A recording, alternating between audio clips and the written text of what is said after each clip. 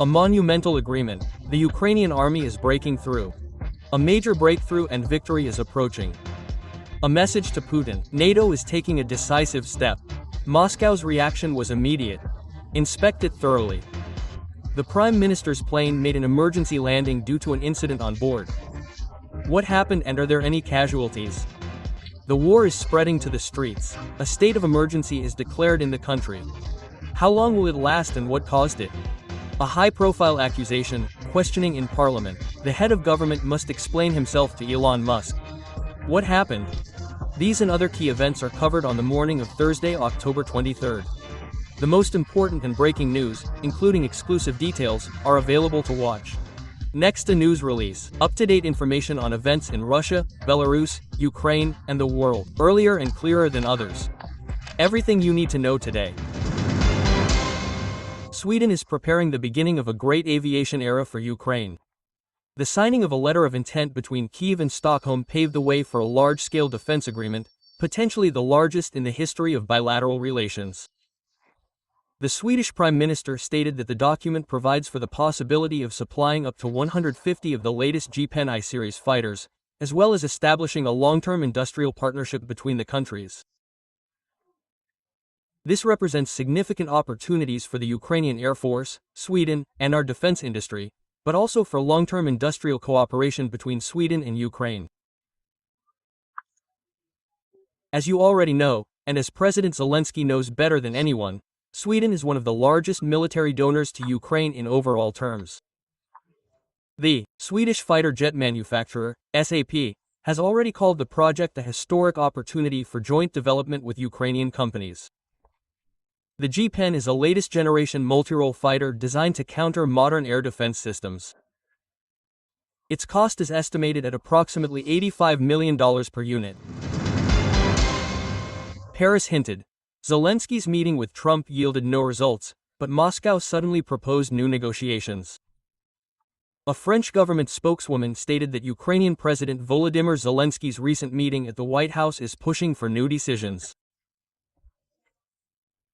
President Zelensky's meeting at the White House was unsatisfactory. However, it was the prospect of Magavit missiles being supplied to Ukraine that prompted Russia to renew contacts with the United States and propose a new bilateral meeting with Ukraine in Budapest. Pressure must continue to mount for Vladimir Putin to agree to an immediate ceasefire along the line of contact. This should be the starting point for any negotiations.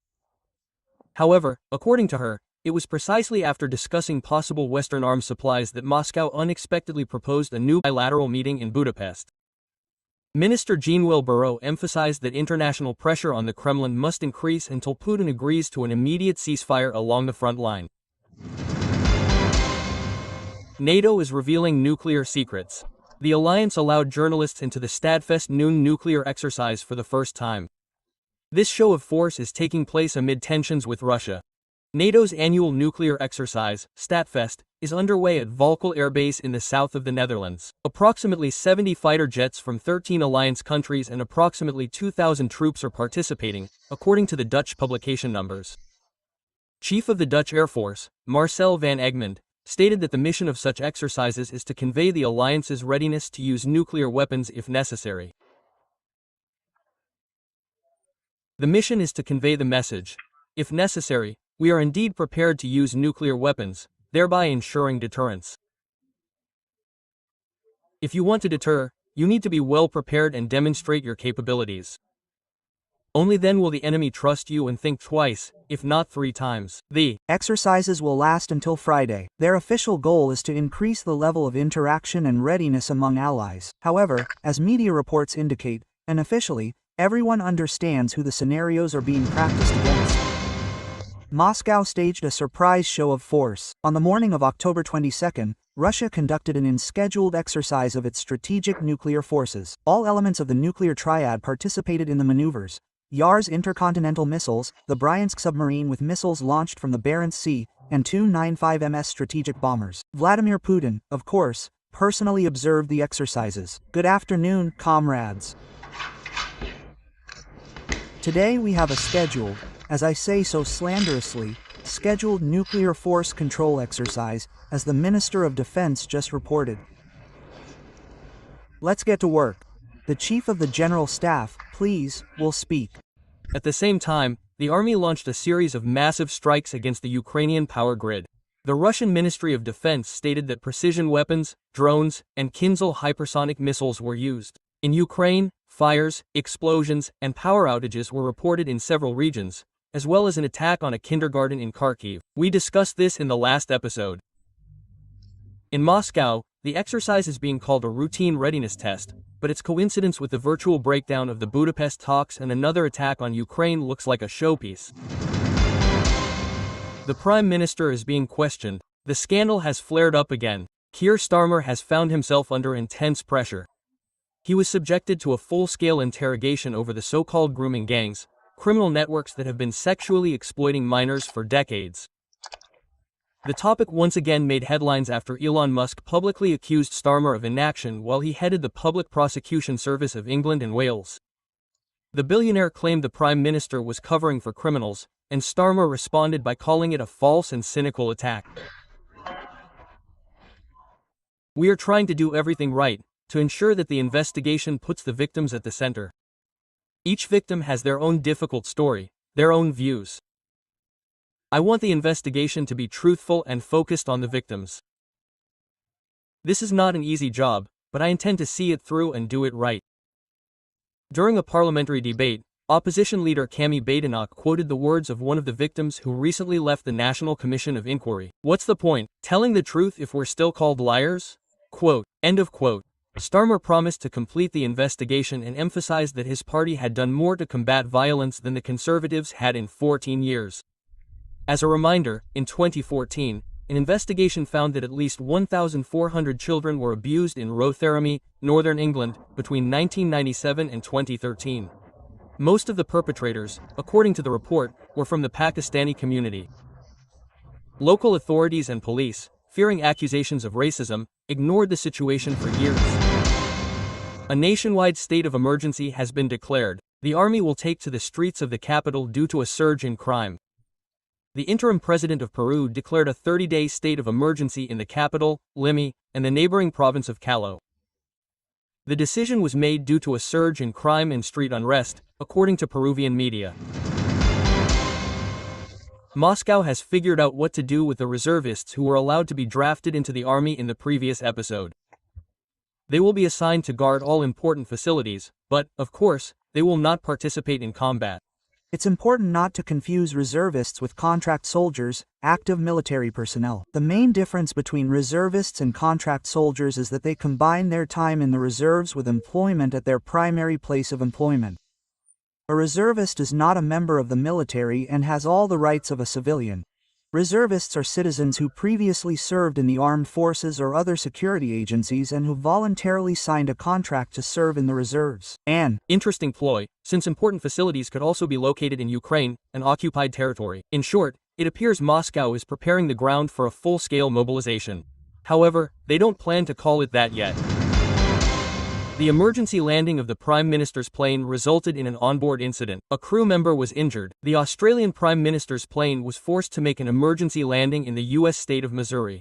According to Sen News, Australia, a suitcase fell from the overhead compartment and struck a Royal Australian Air Force crew member in the head. The victim was hospitalized with a suspected concussion. The incident occurred shortly after takeoff, and the pilot decided to return to Earth immediately. Albanese, the Australian Prime Minister, was heading home after a visit to the U.S., where he met with U.S. President Donald Trump. The accident was a terrible irony. A car in the oncoming lane crashed into a hearse. The driver died instantly. A fatal accident with almost mystical overtones occurred in Bashkortostan on the highway near Misyagutovo. The car veered into the oncoming lane and collided head-on with a funeral service vehicle. According to the State Traffic Safety Inspectorate, the 50-year-old driver of the car died instantly. The funeral home's car, the very one used to transport the dead, this time witnessed someone else's death. The published footage shows a mangled body, shattered windows, and debris all over the road. Police are investigating why the driver drove into oncoming traffic. But the coincidence itself is already causing many to say, death arrived earlier than planned. Porn wins in Poland. Court rules erotic show as art. The Polish Supreme Administrative Court has ruled. Original erotic performances can be considered a form of artistic expression, meaning such performances are a cultural service exempt from VAT.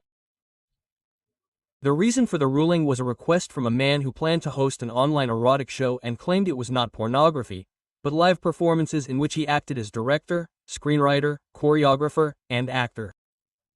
Tax authorities initially refused, deeming his project entertaining rather than cultural, but the court disagreed. Cultural activity doesn't have to have a lofty mission. Eroticism is part of human relationships, and if a show doesn't violate the law and isn't limited to arousing the viewer, it can be considered art. Now, men will be able to receive payment in tokens from an online platform, exchange them for zlotys, and without a cash register.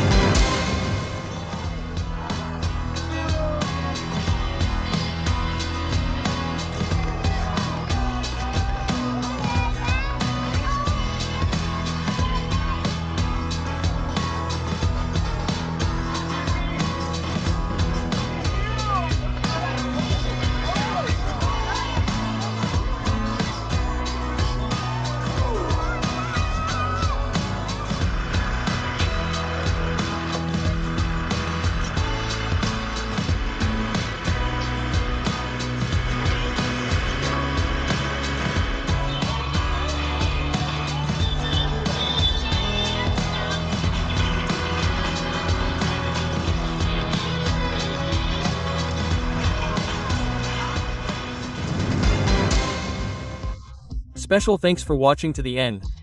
Thank you for your trust. I look forward to your detailed comments, likes, and reposts. It's important that we grow. That's all for now. Until next time, and good news to you.